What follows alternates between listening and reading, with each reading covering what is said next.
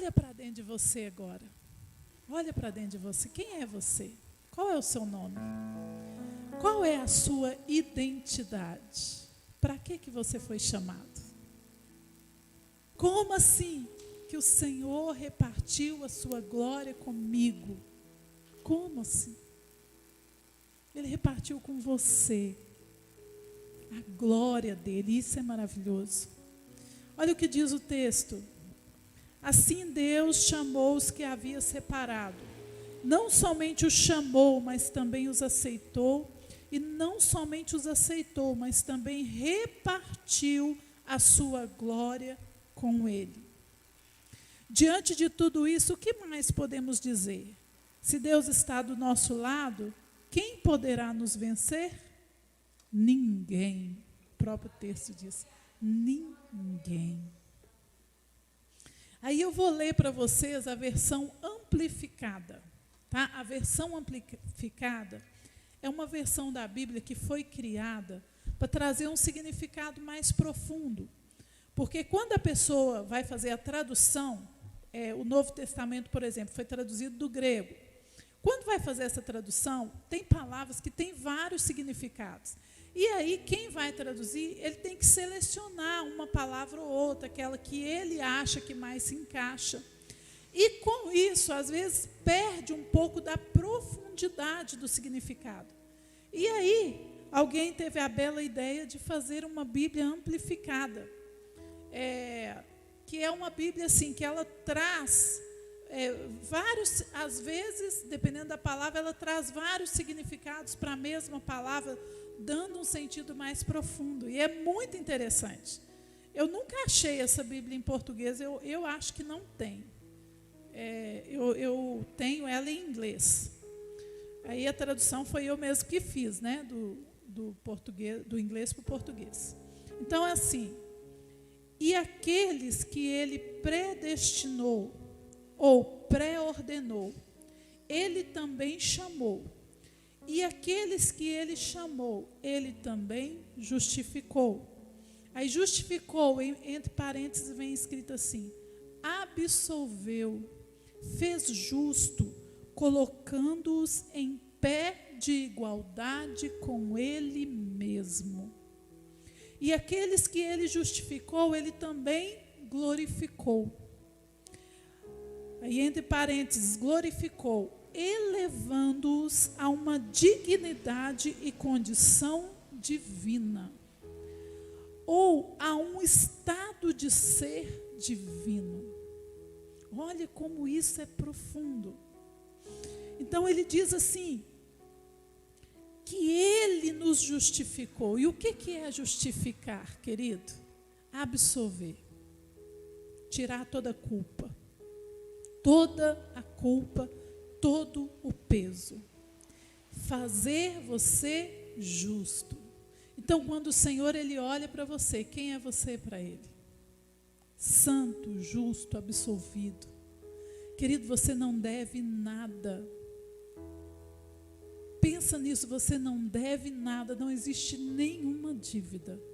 Todas já foram pagas. E a única coisa que você precisa fazer é acessar isso por meio do arrependimento.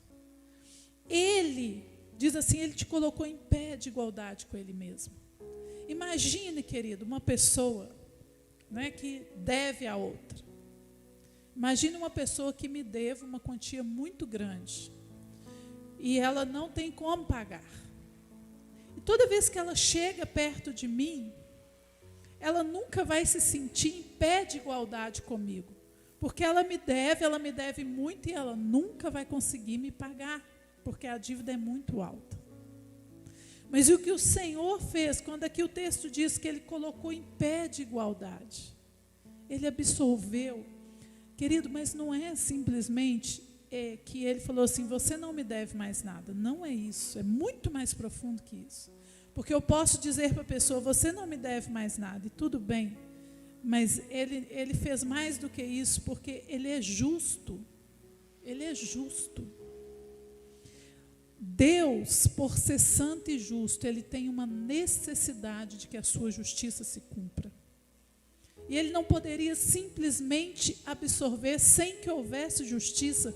Por isso que a palavra diz que ele convence do pecado, da justiça e do juízo. Porque o que ele fez? Ele não simplesmente disse está absolvido. Ele disse assim, o preço que precisa ser pago, vai ser pago. É como se diante da Suprema Corte, você sabia que existe uma Suprema Corte no universo, que julga todas as coisas. E é como se o Senhor, então diante dessa Suprema Corte, Ele oferece a solução e a forma como aquela dívida seria paga.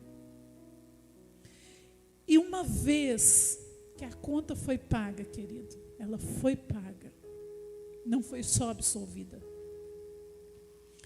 Ele nos elevou a uma outra condição. Ele nos tirou daquele lugar.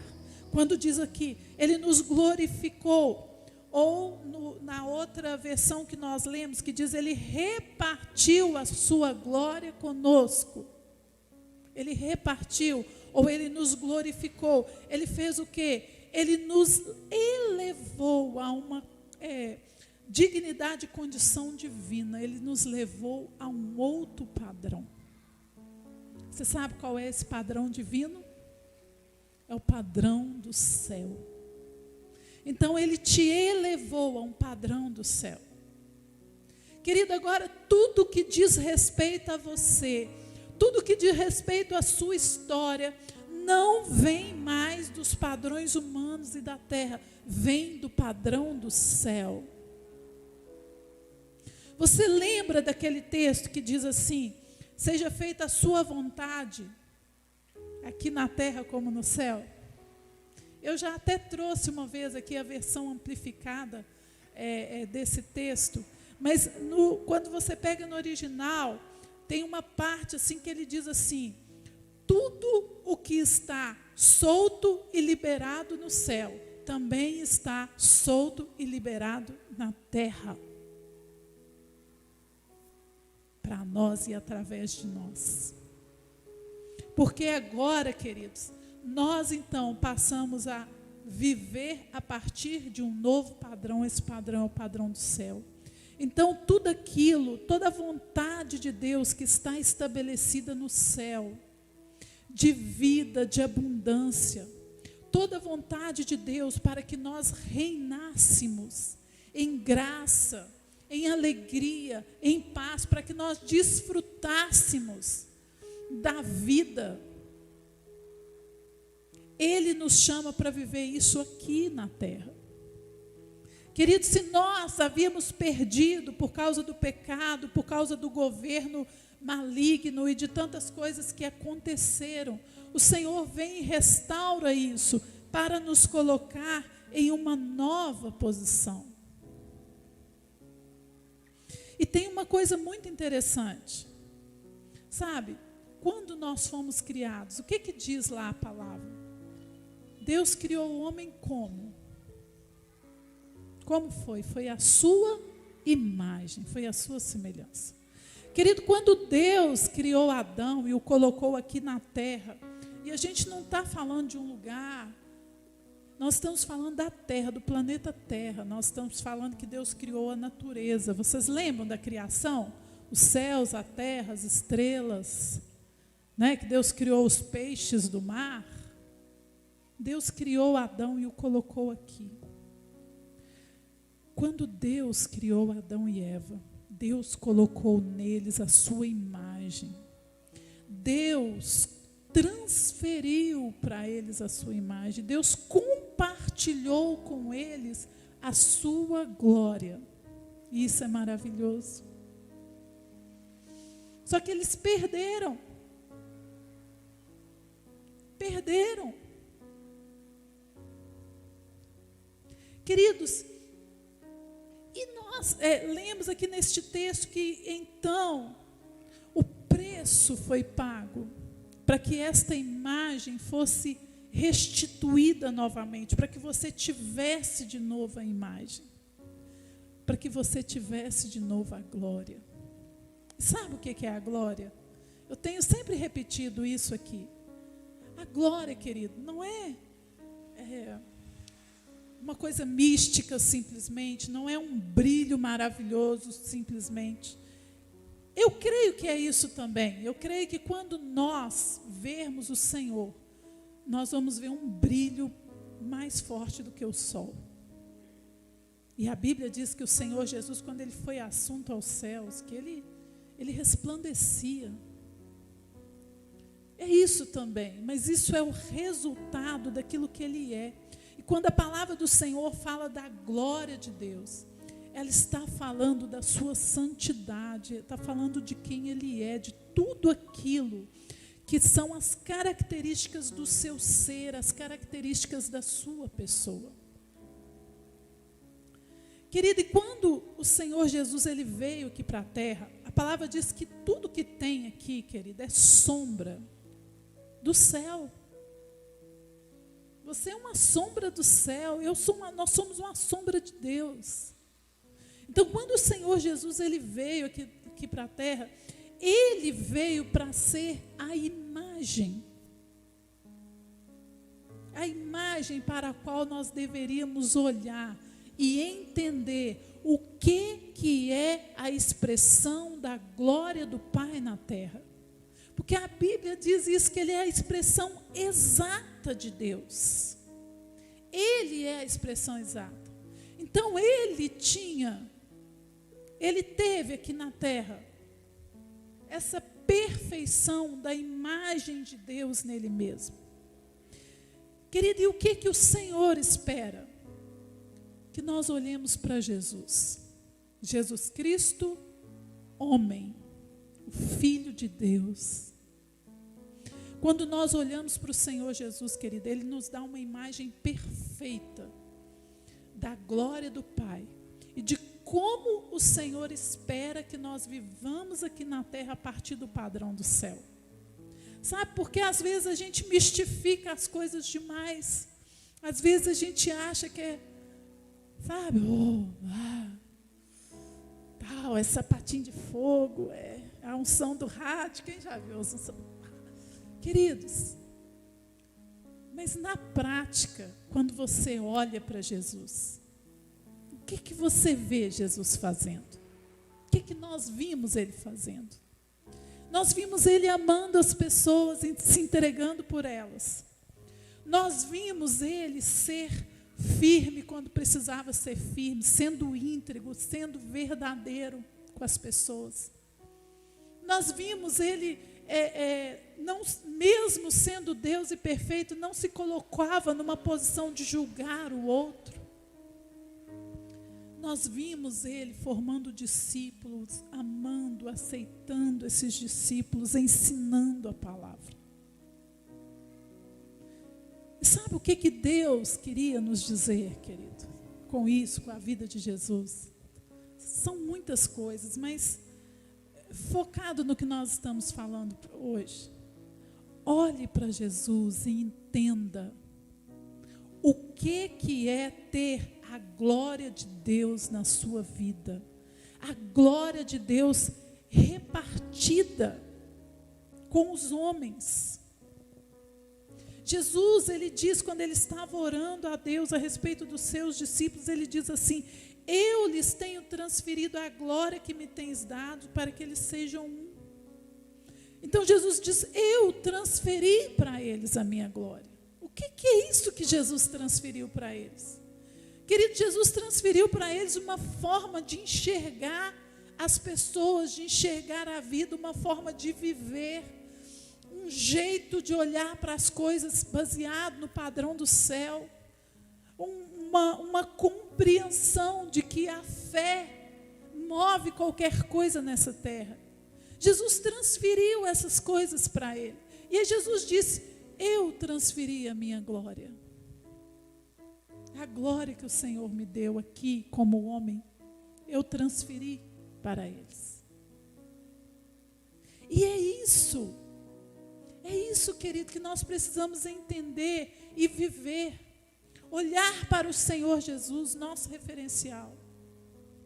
Querer aprender com eles. Querido, hoje nós temos assim tantos estudos e a gente tem livros, e é muito interessante. Eu não sei se vocês conhecem os livros do Augusto Cury. O Augusto Cury é um psicólogo, é psiquiatra, ele trabalha assim em várias áreas e tem muitos projetos, é uma pessoa muito conhecida, e ele pega a vida de Jesus e ele vai analisar do ponto de vista da ciência, do ponto de vista da inteligência emocional, de tantas coisas, e ele mesmo fica surpreendido com a forma como Jesus se comportava, com a inteligência que Jesus tinha, com a forma assim, a forma como Jesus lidava com as pessoas, era totalmente surpreendente, impressionante. E foi isso que ele transmitiu. O que eu preciso fazer para que essa glória seja compartilhada, para que eu viva essa glória? Eu preciso olhar para Jesus. Eu preciso ser transformada na mesma imagem dele. É isso que eu preciso. Olha, no livro em Coríntios, tem um texto que é muito conhecido, e eu não me canso de ler, e eu fico sempre pensando sobre ele. Que ele diz assim: mas todos nós, com a face descoberta, contemplamos como por meio de um material espelhado a glória do Senhor. Conforme a sua imagem, estamos sendo transformados com glória crescente. Então, olha só. Quanto mais eu olho para a imagem dele, para quem ele é, para como ele se relaciona com o homem, para tudo aquilo que ele faz na terra, quanto mais eu olho para essa imagem, mais eu vou sendo transformado com glória crescente. Eu vou me enchendo de quem ele é. E tem um outro texto que diz assim, que nós somos gerados, que nós recebemos a natureza divina por meio da palavra. Então, quanto mais eu olho para ele, quanto mais eu aprendo sobre ele, quanto mais eu me envolvo com a palavra, mais eu me pareço com ele, mais eu recebo, mais eu compartilho da sua glória. E é isso que é o sonho do coração de Deus. Que nós possamos compartilhar da sua glória. Querido, e tem uma coisa tão profunda nisso, sabe? Porque eu quero levar muito para nós, para a prática. Sabe, para a gente sair daquela coisa que fica só no abstrato e começar a experimentar a Deus e as coisas de Deus e a palavra na vida prática, querido. É para viver na vida prática, é para viver assim, na realidade, sabe? Quando você acorda e quando você se deita. Porque Jesus viveu foi dessa forma. Foi na prática, foi no dia a dia, foi andando pelo caminho, foi falando com Deus, foi ouvindo a voz dele, foi conversando com as pessoas. E é assim que ele espera que nós também compartilhemos da glória dele. É assim, é no dia a dia, é na prática. E sabe como que você vive isso na prática? Nós vamos falar duas coisas hoje. Primeiro, por meio do Espírito. Querido, o Senhor Jesus, ele diz assim: eu rogarei ao Pai, e Ele vos dará outro Consolador para que fique convosco para sempre. Outro Consolador. O que Jesus fez quando Ele estava aqui na terra? Ele ficou ali fazendo a obra do Pai. Ele se envolveu muito, muito com os discípulos. E eles ficavam juntos. Eles passavam o dia juntos. Jesus ensinava para eles, Jesus conversava com eles. Tem um texto muito interessante que Jesus fala com eles assim: vocês estão limpos pela palavra. Por quê? Porque eles estiveram tanto tempo com Jesus, eles ouviram tanto, que eles foram limpos, eles foram podados.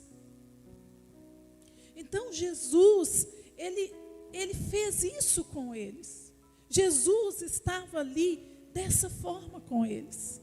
Jesus ouvia os problemas, as dificuldades. A sogra de Pedro estava doente, Jesus foi lá, orou por ela.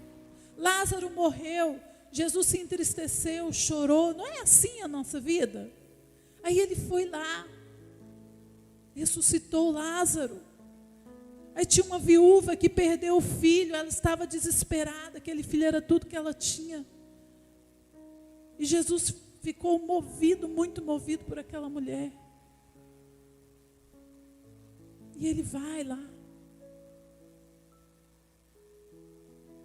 E aí, queridos, ele diz assim, olha, e os discípulos estavam ali, ouvindo, vendo tudo aquilo, aprendendo com Jesus, fazendo perguntas. Eles faziam perguntas. Quando Jesus ensinou o Pai Nosso, por que Jesus ensinou o Pai Nosso? Antes disso, o que precedeu? Uma pergunta, os discípulos perguntaram a Jesus, nos ensina a orar. Aí o Senhor Jesus disse para eles, olha, vocês vão orar assim. Então, queridos, era um relacionamento próximo, era um relacionamento de amizade, de confiança, de ensinamento, era um relacionamento de direção. Quando eles começavam a sair do caminho, a fazer a coisa, a distorcer, aí o Senhor Jesus falava, não, peraí, volta, não é aí não, é aqui. Esse era o relacionamento. E aí Jesus falou para eles assim, eu vou rogar ao Pai, e Ele vai dar para vocês outro Consolador. Outro Consolador. Essa palavra outro aqui, ela vem do grego. E ela vem de uma palavra chamada allos, do grego. E no grego, querido, tem duas palavras para esse mesmo significado de outro. Tem a palavra héteros e a palavra allos. Mas nesse texto foi usado a palavra allos e não foi por acaso. Porque na Bíblia não tem nenhuma palavra que é usada por acaso. E a palavra allos, ela significa outro da mesma natureza. A palavra, a outra palavra, ela significa outro que pode ser de outro tipo ou de natureza diferente. A palavra héteros. Mas allos é a mesma essência, é a mesma natureza. Então, quando ele disse assim, eu vou mandar outro Consolador, ele estava dizendo que ele ia mandar outro, que teria a mesma essência, a mesma natureza. Você pode imaginar, querido, você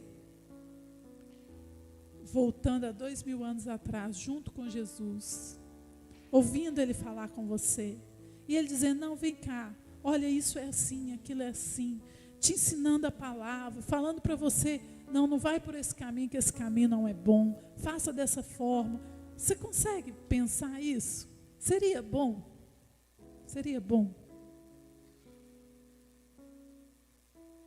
Mas ele disse que ele enviaria um outro, que seria idêntico.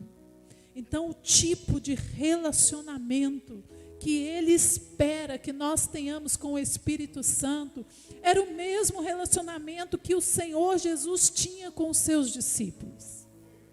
Querido, o Espírito Santo, ele é uma pessoa, ele é Deus.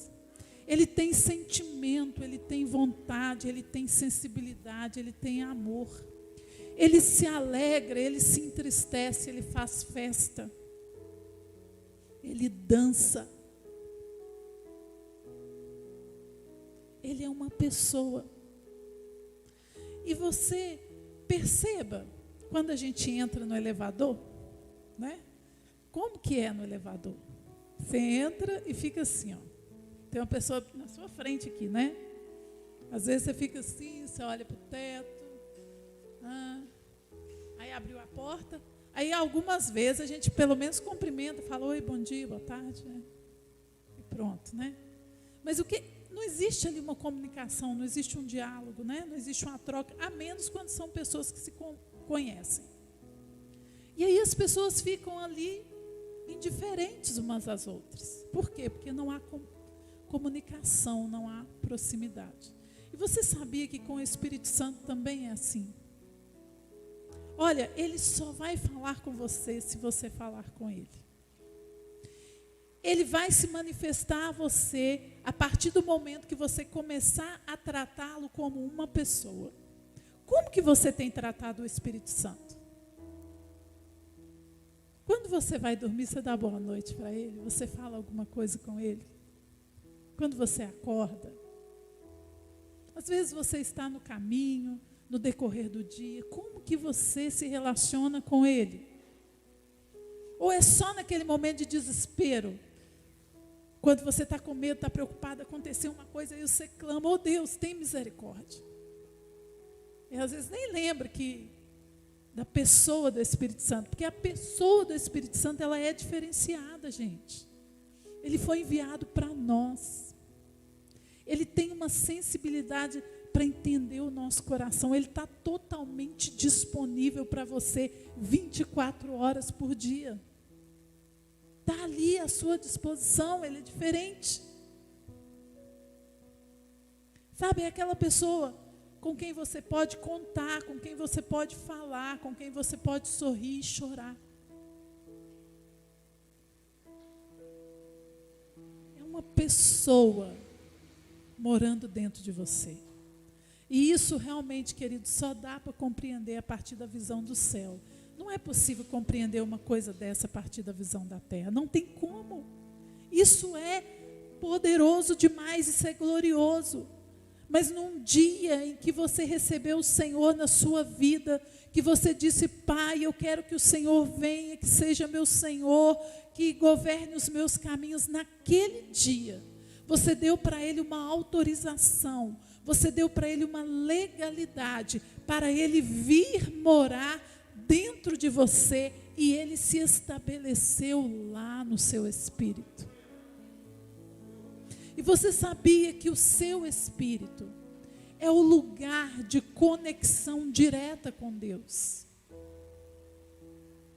Querido, no nosso espírito não há circunstância, não há dificuldade. É o lugar no espírito você pode adorar, mesmo se você estiver sendo torturado. Como os cristãos da igreja primitiva, eles adoravam, porque é um lugar de ligação, de conexão com Deus. Então o Espírito Santo, ele está morando neste lugar. Agora a Bíblia diz que nós precisamos desenvolver a nossa salvação, que nós realmente precisamos aprender a usar aquilo que nós temos. E como é que você desenvolve uma sensibilidade para ouvir a voz do Senhor? Querida, é você começando a se conscientizar de que o Espírito Santo é uma pessoa. Você começando a conversar com Ele. Você começa a fazer perguntas para Ele. Você começa a ler a palavra e quando você não entender, você pergunta para Ele. Você pede Ele para te mostrar as coisas. E você vai ver que com o passar do tempo, você vai ouvir de uma maneira muito clara a voz dEle. Você vai receber direção de uma maneira muito clara. E você vai começar a viver uma experiência que a palavra diz: ter a mente controlada pelo Espírito. A nossa mente, ela precisa ser controlada pelo Espírito. E sabe como que isso acontece? É dessa forma. É à medida que você vai se comunicando com Ele, vai se conscientizando da presença dEle, de quem Ele é. Vai desenvolvendo esse relacionamento com Ele.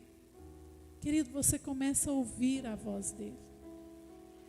E ouvir a voz dEle é a melhor coisa do mundo.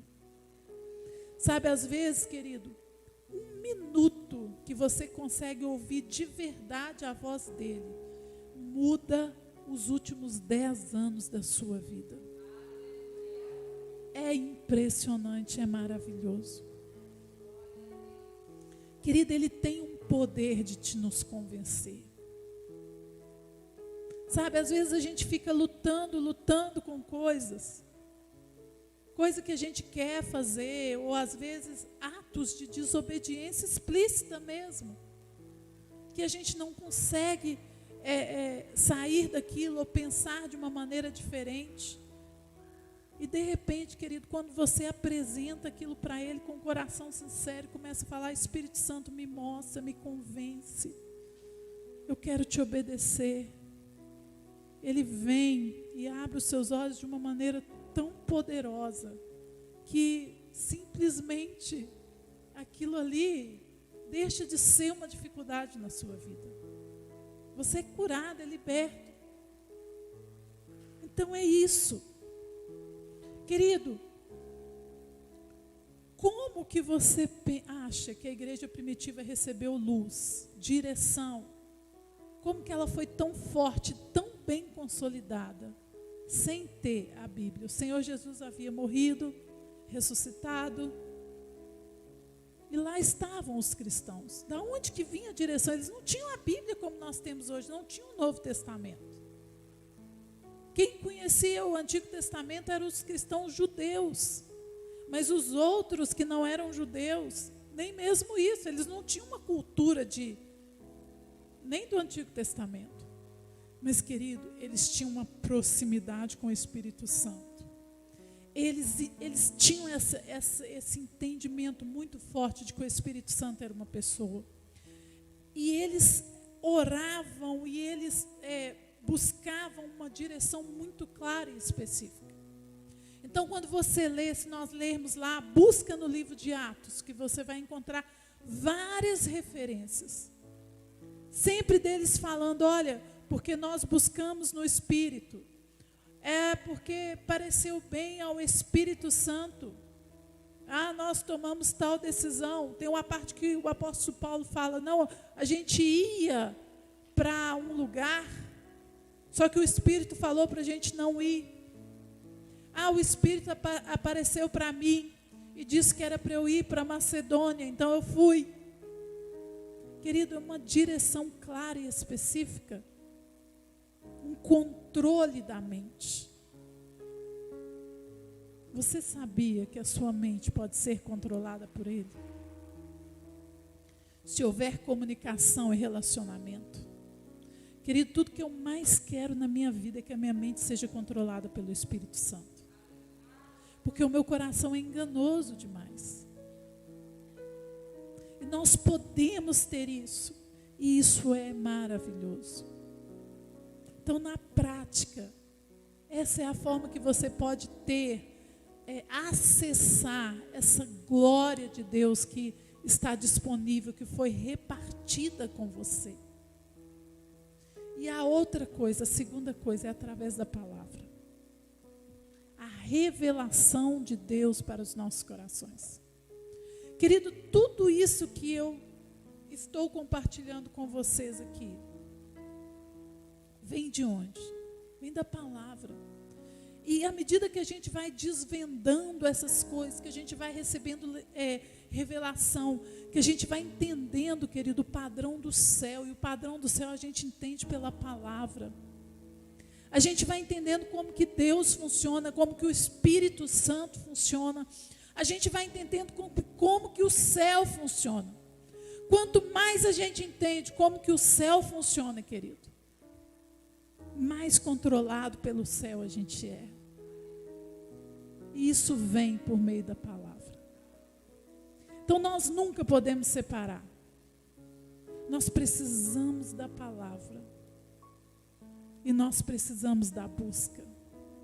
Se você só buscar, só orar, só jejuar, você vira um místico, sabia? Aí você começa a fazer muita elucubração, criar heresia, seita, vira uma confusão. Mas se você também só lê Bíblia, estuda e lê, e vai fazer teologia, mas não tem relacionamento, você vira um cético e morre seco. Porque a Bíblia, até mesmo a Bíblia, querida, ela foi feita para ter revelação do Espírito. A Bíblia sem revelação, ela mata. Por que vocês acham que os muçulmanos estão aí, os terroristas, fazendo coisas assim? Queridos, eles têm a Bíblia, eles têm a Torá, que é uma parte, uma porção do Antigo Testamento. Eles têm o mesmo Deus que nós servimos, é o Deus deles. Mas isso está matando um monte de gente, porque não tem a revelação do Espírito. Então nós precisamos dos dois. E a sede pela palavra, sabe? Aquele anseio por conhecer, por saber, por querer mais e mais. Aquilo ali liberta a sua mente de uma maneira. Aí você começa a ver a partir do padrão do céu. E o padrão do céu é maravilhoso, querido. O padrão do céu é o que Deus tem para mim e para você. E Ele é maravilhoso. Ele é sobrenatural. Amém. Eu quero deixar um convite para você. Para que você, a partir de hoje, comece a treinar a sua mente, seu coração. Querido, levanta de manhã e fala: bom dia, Espírito Santo. Comece a enxergar Ele dentro de você. Procura Ele dentro de você. Eu procuro Ele dentro de mim. Eu falo com Ele assim: aonde você está? Queridos, e você sabe o que acontece? Às vezes eu fico assim, deitada na minha cama. Se eu tiver qualquer oportunidade, ultimamente eu estou assim. Depois que eu aprendi, eu sempre soube, há anos que eu sei dessas coisas, queridos, na teoria.